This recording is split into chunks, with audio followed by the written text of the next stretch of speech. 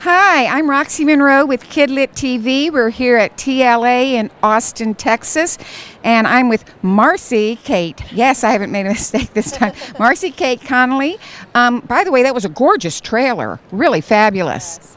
Dan Herring is my co-author and the illustrator, and he created the trailer before we even started the project. Actually, this was kind of his brainchild, and he put a lot of love into it. It's just a beautiful, beautiful work. So. Yeah, we've been talking about it all week, really. So The Star Shepherd is a middle grade fantasy, and that is your new book. And did you tell me that was a Bluebonnet nominee, or the last book you did? Shadow Weaver is actually the Bluebonnet nominee, which is so exciting to have that be nominated. The Star Shepherd is coming out in September, and that's the new one that's coming out. We're kind of full-on promo. I'm wearing all my stars all week for that.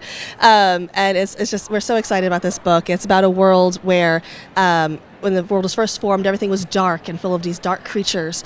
And the elders hung these stars in the sky to keep the world safe. And now in modern times in the book, there's star shepherds who, when the stars fall, they send them back into the sky to keep those monsters at bay. And the main character, Cairo, and his father are star shepherds, and they discover that someone's actually cutting the stars down. So they have to go off in search of who is doing this and stop them before the world loses all its light. So now this is middle grade, right? It is, yes. Oh, wow. So this, your next, and what is your next book? What do you? A lot of things. There's, in addition to this book coming out and prepping for that, we have a companion duology to Shadow Weaver that's going to come out in January. It's called Hollow Dolls. It follows a minor character in the Shadow Weaver duology called Simone. So that's going to be really fun. And Now, Simone, a child or an adult? Simone is a child, yes. And how old is Simone? She's 11, 12. So, so you had this series of books coming out. Now, you told me you were from Boston? That's correct, yes. And so how did you really get into doing children's books? What is your background in that? I kind of fell into it in a weird way, I guess. When I was younger, I used to write like poetry and stuff like that, but it was terrible poetry. I was basically just ripping off Emily Dickinson. It was not very good, but it was great practice, really. And then in high school and college, I actually started writing music. I'm a classically trained soprano. However, I have stage fright, so I will not be singing for you. However, I discovered that I could write music and that way be involved more like behind the scenes. So in college, I actually went to Hampshire College, where it's a wonderful place where they don't give you grades, they give you written evaluations instead. And I wrote an opera there as the equivalent of a senior thesis. Got to like plot out the whole storyline and write all the music, and spent this whole year working on this project, and it was this glorious, glorious thing. And then when I graduated, I discovered that operas are in fact not a good way to make a living, not really in high demand, unfortunately. So I had to get a real job to actually pay my student loans off, and started working for arts organizations in the Boston area, mostly like starting out in ticket sales and later in the marketing departments, and got my master's in arts administration, which is basically an MBA for nonprofits, but with a focus on arts. And while I was doing that, I was commuting from New Hampshire, 2 hours each way, working a full day in Boston, then going to school for like 3 hours each night. I was not sleeping much, thank goodness for my 20s. And one night when I was on the subway tunnels of Boston, which if you're ever familiar with those, they tend to like just randomly stop in between stops, and you kind of hang out for a while because of traffic. And it was one of those times, and there's all these unused subway tunnels and old subway tunnels because it's such an old subway system. And my mind is wandering and kind of hazy-daisy trying to get home, and I see out of the corner of my eye this light on in an old unused subway tunnel, and there's this plastic sheeting in front of it. It's kind of glowing in this weird way. And I got this idea for the very first book I ever wrote, which did not get published. Maybe someday I'll rewrite it, but it was about the idea of fairies living in the subway tunnels of Boston. And it was literally a light bulb moment. And so I went home and started like playing around with this story, and I was like, this is really fun, I should keep doing this. And it just kind of fit that it was, you know, it was a young adult book at that point. And then later I started writing some middle grade stories. My first novel that sold, we were pitching as young adult, but my editor bought it as middle grade, which turned out to be exactly the right thing for it.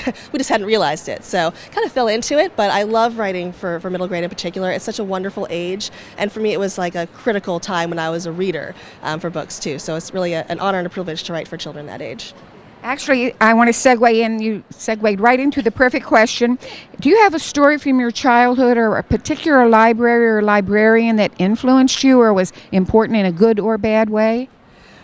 I don't think I can name a particular librarian, but I loved libraries. That was always like, I love the smell of books and like the feel of books. And like when I go to the library in my hometown in Nashua, New Hampshire, it was just like this wonderful sort of experience of like looking through the stacks, trying to find like a hidden gem. It was always fun. But one of my most formative things was actually my parents' home library.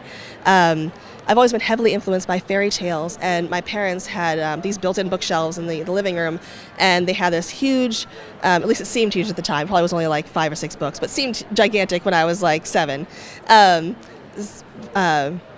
Series basically of these old-timey fairy tale books and myths and legends from all around the world, and they had these beautiful illustrations, and they were old even then, and that was like 30 years ago. And they just had this, I could just sit on the couch and just like stepping into another world in like this almost literal sense, like the smell and the pictures and the story. And they were very much the old time fairy tales, like the original ones. They're a little darker, not so much the Disneyfied ones. The Disneyfied ones are great, but I love the darker ones in particular. There's a little bit more meat on them, so. Heavily influenced by it. And one final question. If you had your choice of any illustrator or author in the whole world throughout history that you'd meet and maybe have a lunch with or something, is there anyone you can think of that would be, you'd really want, and they could be living or dead? Oh, that's a good question. Grimm?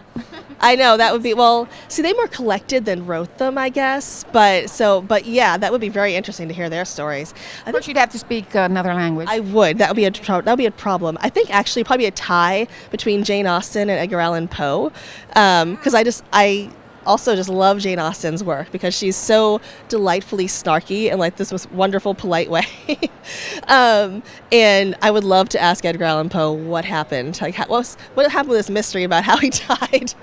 I love his work. I reread him constantly. Well, thank you very much. And we're going to say goodbye from TLA and have a good rest of the... Are you doing any speaking or any signings? I am doing a signing later this afternoon, I think at 2. Yes, at 2 for Shadow Weaver. Well, thank you so much. And let's say goodbye. Thanks so much for having me.